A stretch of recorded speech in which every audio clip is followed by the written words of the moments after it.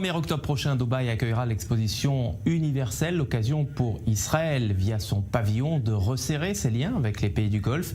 Et chaque semaine, sur i24 News, on reçoit un invité qui prendra part à cette exposition. Aujourd'hui, j'ai le plaisir d'accueillir sur ce plateau Asher Friedman, membre fondateur du Conseil économique Israël-Émirats Arabes Unis et PDG de Gulf Israel Green Ventures. Merci d'avoir accepté notre invitation, Asher Friedman. Un mot d'abord peut-être sur l'activité de votre société, dont l'objectif est de connecter Israël et les Émirats Arabes Unis autour de ce qu'on appelle les technologies vertes.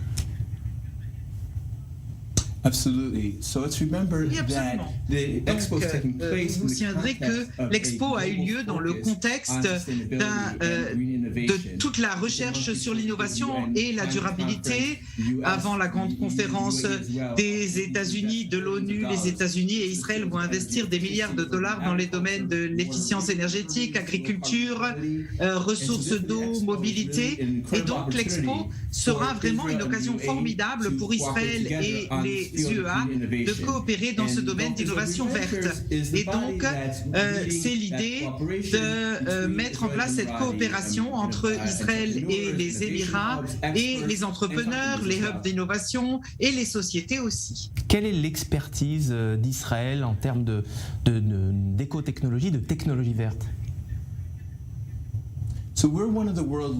Eh bien, nous sommes un des leaders mondiaux, par exemple dans le recyclage d'eau. Nous sommes aussi spécialistes dans des domaines comme l'efficacité énergétique, la construction verte. Et aux Émirats, il y a aussi de superbes projets de captage de carbone.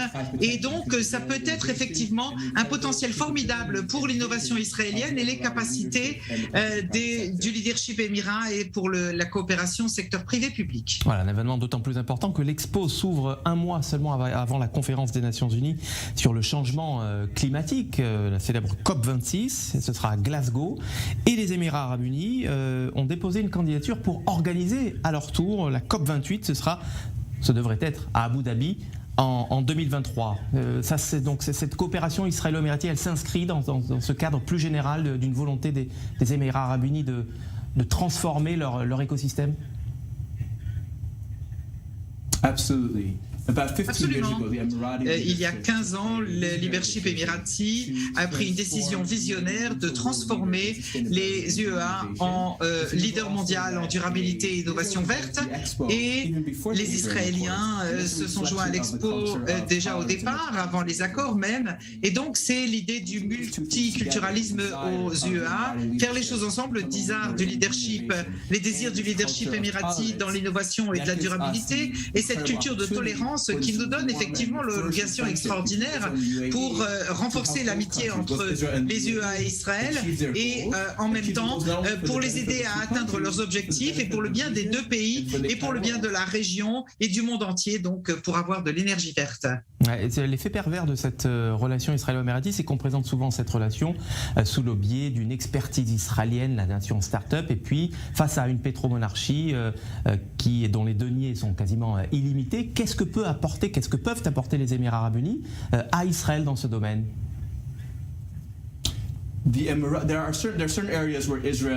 a certains domaines où Israël peut partager avec les partenaires émiratis, mais nous pouvons apprendre beaucoup des Émirats au niveau des politiques et de la réglementation. Ils ont mis des choses en place il y a au moins 10 ans avant nous. Et un autre côté, c'est prendre ces technologies de pointe et les réaliser sur place. Par exemple, construire des villes vertes comme Abu Dhabi, tout ce qui concerne les champs solaires, tout ce qui concerne le captage carbone, des émissions carbone. Et donc, nous avons beaucoup à apprendre aussi des Émirats Arabes Unis. Dites-nous un mot, par exemple, sur les champs solaires, parce que j'ai appris en préparant cette interview que la révolution verte lancée par les Émirats Arabes Unis n'avait pas attendu les accords d'Abraham. Il y a une quinzaine d'années, il y a un chantier qui a été construit à Masdar City. C'est l'un des plus grands champs solaires du monde. So already the UAE les UEA, d'abord,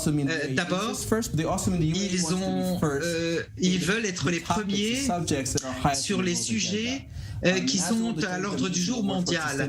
Et donc, quand on parle de durabilité, d'énergie renouvelable, d'efficacité énergétique, l'utiliser sécurité alimentaire et hydraulique, cybersécurité et autres, et les UEA Arab Unis sont donc déterminés d'être les leaders dans ces domaines.